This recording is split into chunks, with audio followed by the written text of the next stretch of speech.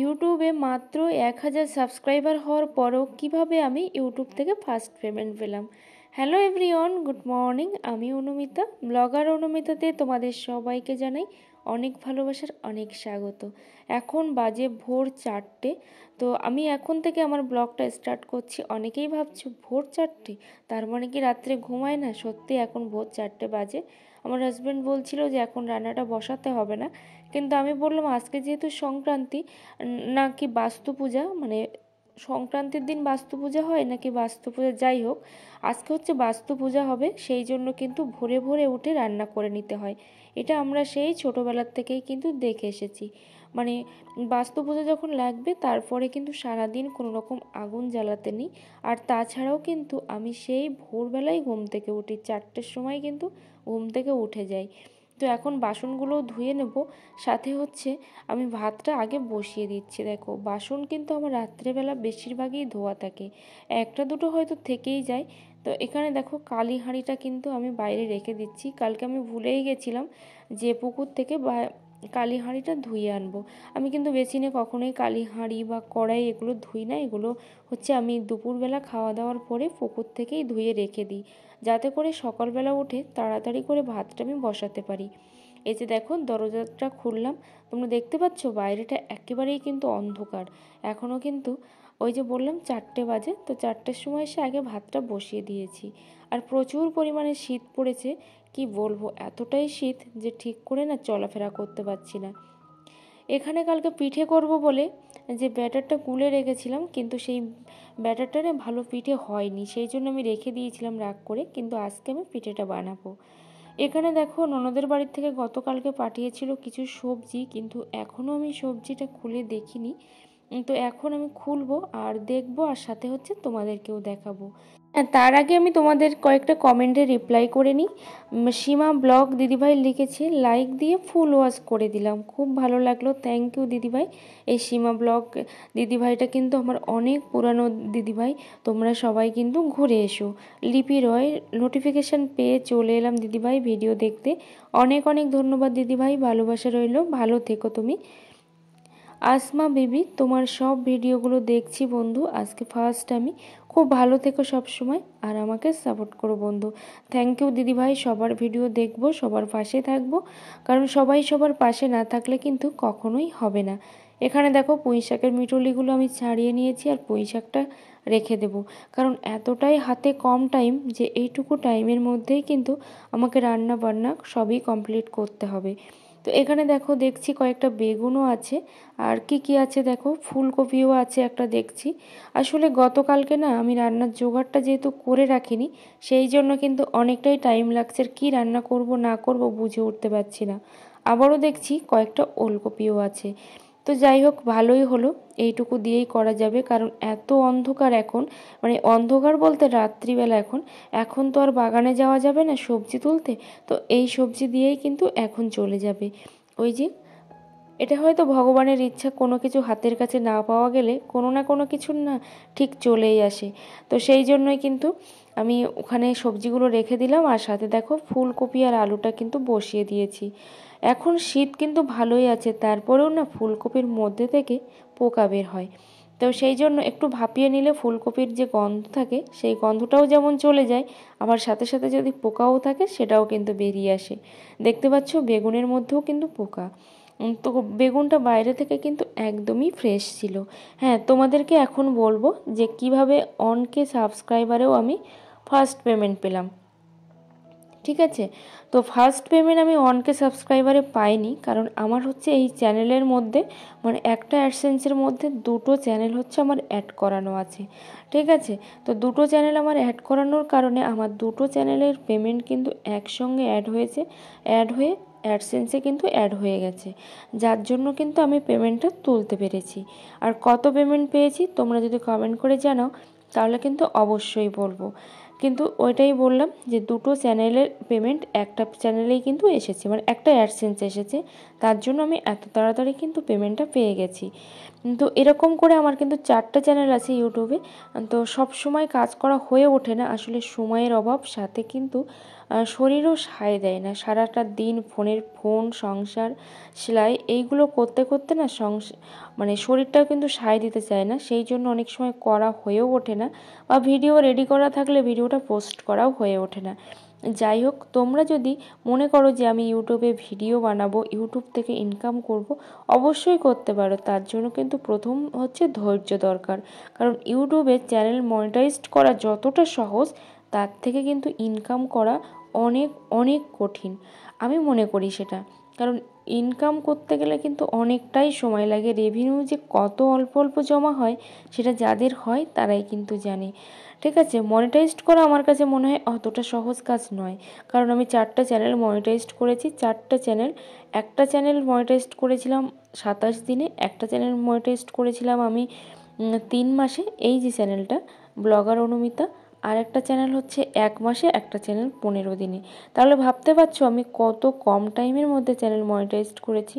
অথচ মনিটাইজড করার পরে কিন্তু আমার চ্যানেলটা আর চলছেই না বা চলছেই না, এরকম অবস্থা। সঙ্গে সঙ্গে ভিউজ ডাউন, নানান প্রবলেম হতেই আছে। তো এখানে দেখো চাটা রেডি হয়ে গেছে, আর তরকারি কিন্তু আমার কমপ্লিট হয়েই গেছে। এখন একটু সকাল হয়েছে, প্রায় 6:30টার কাছাকাছি বাজে। কালকের যে মালপোয়াটা বানাবো বলে রেখেছিলাম ব্যাটারটা, সেটাই কিন্তু এখন বানিয়ে নিচ্ছি। এটাকে কিন্তু আমরা তেলের পিঠে বলে থাকি। আর তেলের পিঠে খেতে গ্রামের মানুষ কিন্তু সবাই খুবই ভালোবাসে। আমিও তো খুব ভালোবাসি, বলাটা ভুল, কারণ আমি কিন্তু ওই অল্প স্বল্পই খাই, আর খেতে আমার ভালো লাগে না। তো এখানে দেখো আমি বানিয়ে নিচ্ছি, কারণ পিঠেটা আজকে খেতে হয়। পিঠে সবাই যে খায় সেটা কিন্তু নয়, কারণ হচ্ছে সবাই তো আর খেতে পারে না। অনেকের ইচ্ছা থাকে, মনের ইচ্ছা থাকলেও কিন্তু পেরে ওঠে না। কারণ গ্রামে অধিকাংশ মানুষই কিন্তু গরিব মানুষ, কারণ গরিবরাই হচ্ছে বেশিরভাগই কিন্তু গ্রামে থাকে। তো এখন হচ্ছে বিকালবেলা, 2 দিন পরের এটা ব্লগ। তো বিকালবেলা দেখো সবজি তুলবো, রাত্রেবেলা রান্না করব, আর সাথে হচ্ছে আগামীকালের জন্য কিছু সবজি তুলে রাখবো। এরকমভাবে নিজের হাতে সবজি বানিয়ে, আমরা দুজন মিলেই কিন্তু বানিয়েছি, সবজি বানিয়ে সেই সবজি তুলে খাওয়ার মজাটাই কিন্তু আলাদা। তো দেখো এখানে সবজিগুলো সব মানে সব তুলবো না, একটাই তুলবো। আর সাথে হচ্ছে আমার হাজব্যান্ড এখানে ঘাসগুলো বেছে দিচ্ছে, প্রচুর পরিমাণে ঘাস হয়েছে। যে দেখতে পাচ্ছ ফুলকপি, আজকে ফার্স্ট টাইম কিন্তু বাগানের সবজি তুলছি। হয়েছে, খাওয়ার মতোই হয়ে গেছে, কিন্তু কোনো দিনই তোলা হয়নি। দিদির বাড়ি থেকে দেয় বলে ওখান থেকেই হয়ে যায়, কারণ আমাদের সবজিটা অতটা বেশি লাগে না। ঠিক আছে, তো এখানে দেখো আমি কিন্তু কাটতে বসে গেছি সবজিটা। এদিকে আমি বসে কাটবো, আর ওদিকে হচ্ছে ভালোও লাগবে সাথে সাথে। তো এখানে মুরগিগুলো দেখো প্রচুর পরিমাণে কিন্তু জ্বালাতন করছে। ওরা মনে করছে এগুলো হচ্ছে খাবার, কিন্তু খাবার তো নয়। তো এই ডাঁটাগুলো কি করব সেটাই ভাবছি, কিন্তু আজকে যেহেতু বৃহস্পতিবার, সেই জন্যই কিন্তু এই ডাঁটাগুলো দিয়ে কিছু করার চেষ্টা করছি, কিন্তু করা যাবে না যেহেতু আজকে নিরামিষই। আর ওই যে পিছনে যে মাটি ছিল সেটা কিন্তু বাগানের মধ্যে ফেলে দিলাম, কারণ বাগানের মাটি কিন্তু কম হয়ে যায় বাইরে বের করে ফেলে দিলে, সেই জন্য বাগানের মধ্যেই কিন্তু ওটা রেখে দিলাম।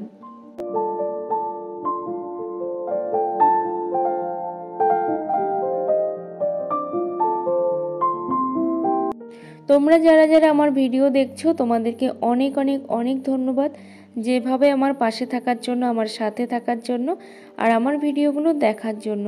তোমরা যদি ইউটিউবে কাজ করতে চাও, অবশ্যই তোমরা কাজ করতে পারো। তার আগে কিন্তু তোমাদেরকে ধৈর্য নিয়ে আসতে হবে।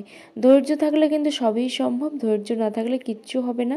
কারণ এখানে কিন্তু ফেসবুকের মতো নয় যে ভিডিও পোস্ট করলাম আর ভাইরাল হয়ে গেল, সেটা কিন্তু নয়। ইউটিউবে কিন্তু অনেকটাই টাইম লাগে, টাইম ছাড়া ইউটিউবে কিন্তু কিচ্ছু হয় না।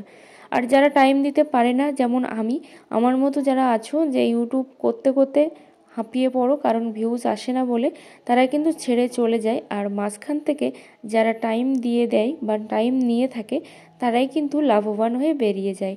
যেমন কি বলতো, লাভবান মানে তারাই কিন্তু র্যাঙ্ক করে যায়, আর আমাদের মতো মানুষজনই কিন্তু সব কিছু ছেড়ে ছুড়ে দিয়েই চলে আসে, কিছুই হচ্ছে না বলে।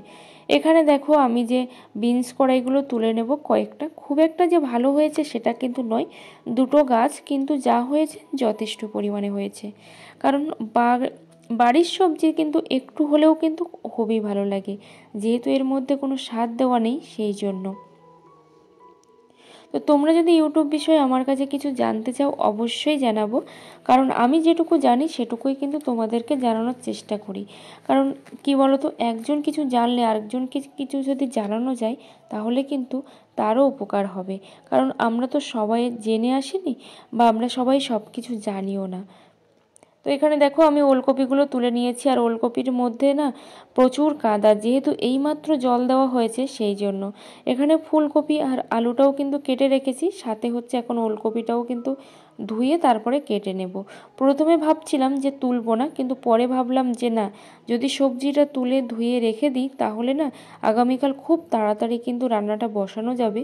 আর সকালবেলা উঠে কাটাকুটির কোনো টেনশানও থাকবে না যে কি কাটবো কি হবে, এর কিন্তু কোনো রকম টেনশান থাকবে না। সেই জন্যই কিন্তু আমি সবসময় চেষ্টা করি আগের দিনই কিন্তু কাজগুলোকে গুছিয়ে রাখার। তো মাছ ধরারও চেষ্টা করছিলাম, যেহেতু আজকে নিরামিষই, আগামীকাল মাছ খাবো, চেষ্টা করছিলাম কিন্তু একটুও কিন্তু মাছ হয়নি। তো এখন ফুলকপিটা আমি বসিয়ে দেবো সেদ্ধ, সেই জন্য কিন্তু এখানে আমি জলটা নিয়ে নিয়েছি, কারণ সেদ্ধ বলতে আমি একটু ভাপাতেই দেবো। এই যে দেখো এখানে আলুটাও কিন্তু কেটে নিয়েছি, এখন নতুন আলুটা কিন্তু বেশ খাওয়া হচ্ছে। এখানে ওলকপি দিয়ে আলু দিয়েও কেটে রেখেছি, এটা হচ্ছে আগামীকাল রান্না হবে। এখানে ফুলকপি কেটে রেখেছি, ফুলকপিটা আর আলুটা কিন্তু আলাদা করেই রেখেছি, একসঙ্গে দিলে কিন্তু ফুলকপিটা ভালো সেদ্ধ হবে না। তো এই দেখো জলের মধ্যে কিন্তু একটা একটা করে ছেড়ে দিচ্ছি, কারণ কেন বলো তো, জলটা কিন্তু একটু হলেও গরম হয়ে গেছে, আর আমি একটু গরম করার পরেই কিন্তু দিচ্ছি। গরম জলের মধ্যে দিলে যদি কোনো পোকা থাকে না, সেই পোকাটাও না বেরিয়ে আসে। তো দেখা যাক এর মধ্যে পোকা আছে কি না। ততক্ষণে ফুলকপিটা ওখানে ভাপাতে দিয়েছি, আর তার মধ্যে দেখো এখানে কিন্তু আমি সবজিগুলো গুছিয়ে নিচ্ছি, কারণ গতকালকে নিয়ে এসেছিলো বাজার থেকে, সেগুলো আর গোছানো হয়নি, সেই জন্য এখনই দেখো গুছিয়ে নিচ্ছি। আর কি বলো তো, আমার স্ট্যান্ডটাও ভেঙে গেছে, যে আমি উপর থেকে ভিডিওটা করব সেটাও কিন্তু করতে পারছি না।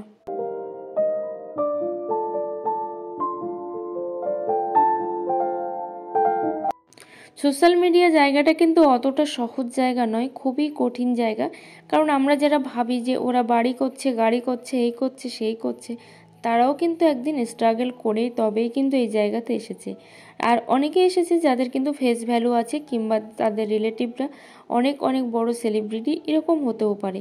তো সেই জায়গায় দাঁড়িয়ে কিন্তু আমাদের অনেকটা কষ্ট করেই কিন্তু এই জায়গাতে টিকে থাকতে হবে। ভাবছিলাম যে রান্নাটা বসিয়ে দেব, কিন্তু রান্নাটা বসাতে বসাতেই ভাবলাম যে না, আমার তো একটা ফলস করতে হবে শাড়ির, যেহেতু গতকালকে দিয়ে গেছিলো, আর আমি বলেছিলাম আগামীকাল মানে আজকে বিকেলবেলা দেব। আসলে যেদিন আমার কাছে মানুষ কাজ দেয় সেদিন আমি করতে পারি না, আমি একটা দিন হাতে টাইম নিয়ে নিই, আর সবাই সেটা দেয়ও। কারণ সবাই বলে না যে এই মুহূর্তে আমাকে দিতে হবে বা ওই মুহূর্তে আমাকে দিতে হবে। তো যাই হোক, এখন আমি এই ফুলকপিটা আর আলুটা কিন্তু ঢেলে রেখে মানে জল ঝরাতে দিয়ে যাব হচ্ছে সেলাই করতে। আগে সেলাইটা করে নেব, কারণ হচ্ছে যদি চলে আসে এই মুহূর্তে তাহলে কিন্তু অনেকটাই সমস্যা হয়ে যাবে। সেই জন্য আমি এখন আর রান্নাটা করতে পারবো না। আসলে উপরের তলাতে থাকার কারণে না আমার অনেকটাই অসুবিধা হয়। আবার কি বলো তো, রাত্রেবেলা সুস্থভাবে কাজও করতে পারি, এটাও একটা দিক, কিন্তু ওই যে সারাদিনে আমি মেশিনটাতে বসতে পারি না, এটাই হচ্ছে সমস্যা। ওদিকে আমি শাক কেটে রেখেছিলাম, তো সেই শাকের সঙ্গে আমি বেগুন দেব, তার জন্য কিন্তু বেগুনটাও এখানে কেটে নিচ্ছি। আর দুটো বেগুন ছিল ফ্রিজে, তার মধ্যে একটা কিন্তু কেটে নিচ্ছি। আমার হাজব্যান্ড এই শাকটা খেতে কিন্তু খুব ভালোবাসে। আমরা তো বলি পিড়িং শাক, তোমরা কি বলো অবশ্যই কিন্তু একটু জানিও। তোমাদেরকে একটু বাদিক দেখাচ্ছি শাকটা, যেটা কি শাক আমি তো জানিই না এর নামটা কি। তো একটা আলু দেবো শাকের মধ্যে, তার জন্য দেখো আলুটাও কিন্তু আমি আগে ভালো করে ধুয়ে নিচ্ছি, কারণ এই আলুর মধ্যে না প্রচুর পরিমাণে বালি থাকে, যেহেতু নতুন আলু সেই জন্য বালিটা কিন্তু অনেকটাই বেশি।